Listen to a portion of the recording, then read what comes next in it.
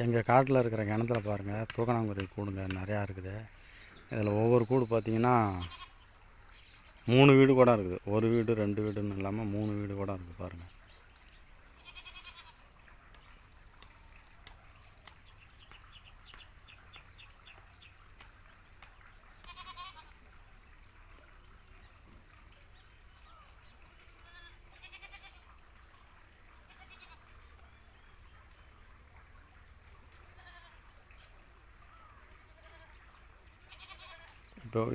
இப்போ உள்ளே பூந்த குருவி கூட்டில் குஞ்சு குருவி இருக்க மாட்டேங்குது.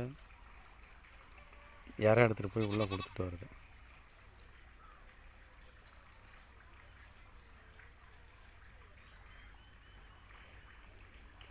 பக்கத்தில் இருக்கிற அந்த சோளத்தில் இருந்து அப்படியே சோவை கிழிச்சிட்டு வந்து அப்படியே அழகாக வீடு கட்டி வச்சுருக்கு பாருங்கள்.